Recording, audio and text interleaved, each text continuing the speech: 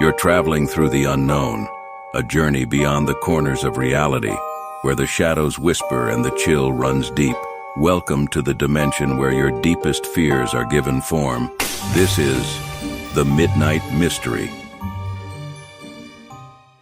I can't explain it, but the butterflies seem to know where the bodies are. I've been a park ranger since I was 18, and after 5 years, I really can't imagine doing anything else. I was in the Scouts when I was younger, and I've been an avid hiker all my life. Time spent in the woods is time well spent, and the ability to work there every day is honestly a dream come true. Being a park ranger, you see your fair share of bodies in the woods. People come out here to hike and swim and forget that there are things here that will kill you. They run afoul of animals, they get sucked under in the rapids, they don't pack enough food or water, or they just get lost and aren't found till someone chances upon them. Spring 2023 was the year that we got some help from the butterflies.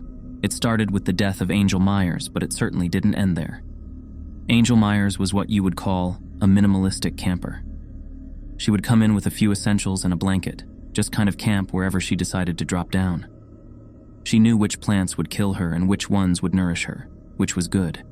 She also knew which plants would get her higher than airplane wings, which was bad. We had called the police on Angel several times, but they always cut her loose after a few months, and the rangers refused to toss her a lifetime ban from the park, so she just kept coming back. When a pair of hikers told us they had found a body in an area we knew as the Meadow, we supposed this would be the last time we called the police for her. She was naked, and it wasn't the first time any of us had seen her in this state. She wasn't bad to look at, but it was always a little weird to find someone stark naked in the elements. She was splayed out, spread eagle, in the flowers that grew in the meadows, and her eyes and tongue were missing.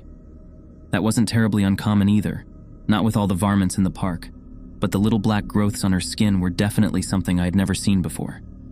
She had 3 rows of perfect little spikes, each of them about 3 inches long, and each line about 9 spikes long.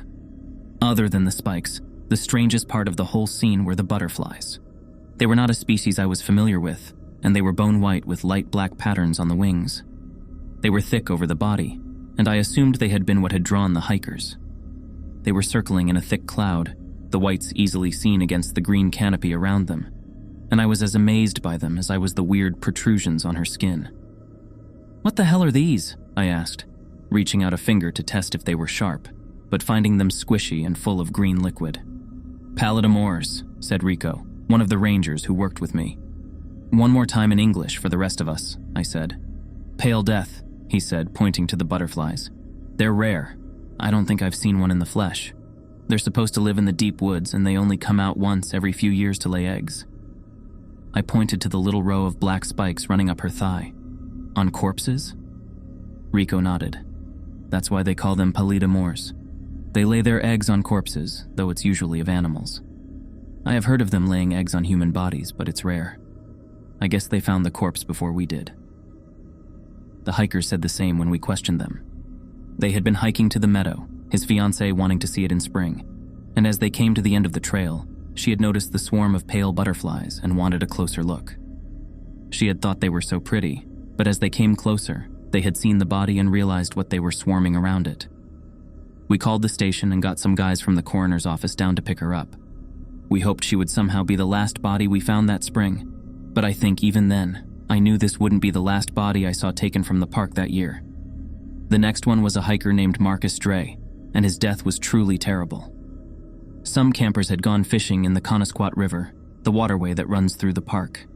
And as they chased the trout who were beginning their journey to the spawning grounds, one of their kids came across a grisly sight. He said it looked like a scaled claw was sticking out of the river, and he ran to get his mother, thinking it was a monster. She had expected a rock formation or maybe a stick with some moss on it, but what they found was an arm covered in the black spike pods the butterflies left behind. They looked like scales, the mother had said, still a little shaken by the experience. And I could understand why he thought it was a monster hand. It wasn't until I got closer that I realized it was an arm jutting up from the foam. At first, we thought the guy had just fallen into the river and gotten stuck between the rocks after drowning. When we pulled him out, however, we got a better idea of the extent of the damage. Something forced him into the small space between the 2 rocks, and they hadn't done it gently. His shoulders were broken, like snapped in the middle and just folded up. He was crumpled up like a suit coat in the hole, And that wasn't all. Something had eaten his face. Not like Angel, where her eyes and tongue were missing. They had eaten his entire face off, down to the skull, and there was nothing left but ragged flesh and scored white bone. If it hadn't been for the arm sticking up, we might have never found him until someone panning for minerals found a finger or a skull. The butterflies, the pale death, presided over the whole thing as we managed to get him onto the shore. After that, we found 4 more bodies in a month. One was left on a mountainside, its hands missing and its nose and lips chewed off. He had been climbing the low-grade mountain we have on the grounds, and when he'd gone missing, we thought it might be a small avalanche due to snowmelt. When a fisherman found him laid out on the lowest peak of the mountain, however, we knew it was something much worse. The second was a woman who'd gone into the woods to relieve herself during a picnic and was found in the low branches of a tree. Well, half of her was. The other half was high up in the tree, and something had eaten her legs. The husband had to be hospitalized after he identified the top half of his wife, and I felt bad for her kids. They had been here to enjoy a picnic in the park, and something had taken that away from them. The third was, unfortunately, a child named Caitlin Mills. Caitlin would have been 6 in July, but she never got the opportunity. Caitlin was the strangest, and also the easiest to identify. Caitlin had left her parents' campsite in the night, but it appeared that whatever had found her had taken an interest in her. Something had taken care of her in the woods. Something had fed her. Something had changed her clothes. Something had made sure she drank clean water. And then, unfortunately, its care had lapsed. Caitlin hadn't died because her face had been eaten off. She had died because her skull had connected with the ground and cracked. It was pretty clear she had fallen out of a tree, but the coroner said she would have needed to fall from a pretty steep height. She was stretched out too, as if something had made her comfortable as she lay dying. The fourth was the worst, and the reason for what came after. The fourth was Ranger Franklin Carpenter, and he had gone missing after going to check one of the pump stations. We had 6 pump stations, things we used to bring clean water to the campgrounds, and he had been responding to a call about a malfunction in Station 4. He had gone out before lunch, and we found what was left of him the next day after he never came back. If he hadn't died wearing his name tag, then we wouldn't have known who it was. His arms and legs were missing and believed to have been eaten. His face was gone, as was the top of his skull and what lay within. Something had gnawed his chest, eaten his buttocks, and chewed his genitals off for good measure. He was just a torso and part of a head when we found him on the edge of the woods, and a lot of us got pretty scared after losing one of our own like that. Over all 4 bodies, the butterflies held sway, and their eggs were in evidence. I expected a visit from the head ranger, but when he arrived with a man in a dark suit the next day, we should have known something was about to happen.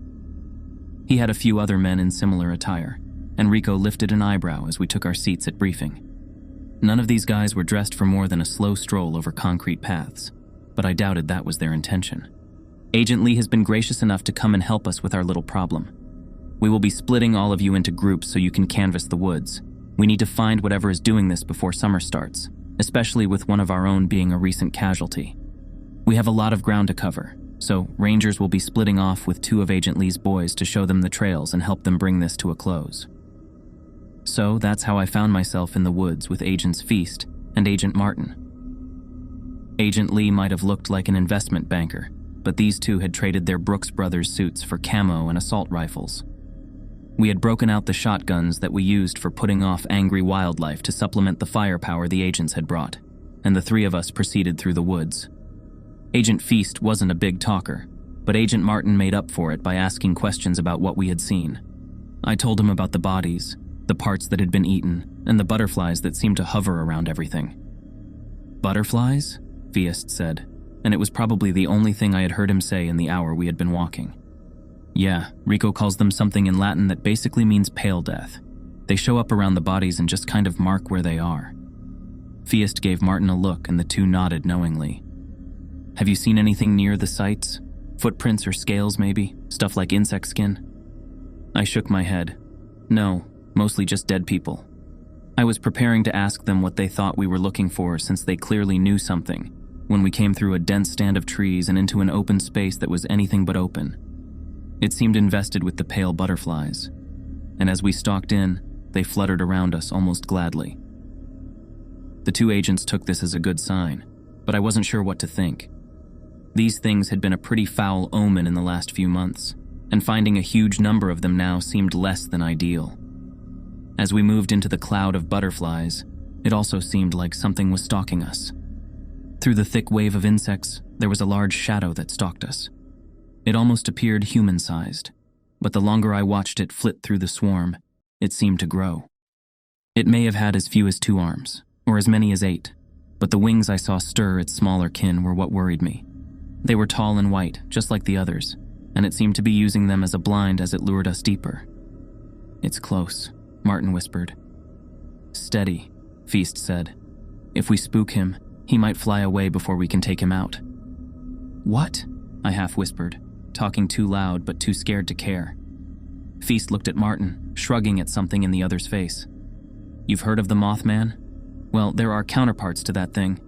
The people of Joplin talk about how many of their children were saved from a tornado by these butterfly people, but they assume those who were lost were taken by said tornado, and not the same creatures who saved them. We call them Lycaenidae bipedus, and they are extremely..." But he never got to finish. Suddenly the cloud of butterflies enveloped us, their small bodies clinging to us as they struck.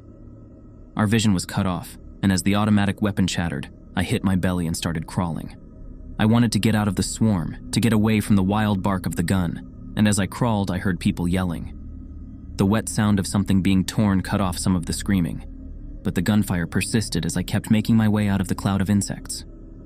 I kept crawling until I made it out of the clearing, and once I was no longer being buffeted by butterflies, I got up and started running. I could still hear the gunfire behind me, but I knew that what I wanted was to live. I knew that if I stayed, I'd be dead, and I still very much wanted to live. I ran until someone yelled at me to stop and shoved a gun in my face. It was another one of the agents, and as they all coalesced, I was ordered to take them back to the spot where I had left Agent Feast. As little as I wanted to go back, I agreed. By the time I found it again, Feast was sitting on something he had covered with a tarp. Feast's left arm was hanging uselessly at his side, his clothes were ripped to shreds, but he was grinning like a big game hunter who's bagged the big one. "Get it to the truck. Tell the boys back at base I had no choice but to kill it." It refused to come peacefully and forced my hand. Martin was dead, his body covered in a slew of crushed butterflies. I saw him before they could tarp him as well. Something had torn his throat out, and I assumed it was whatever was under the big tarp that Feast was guarding.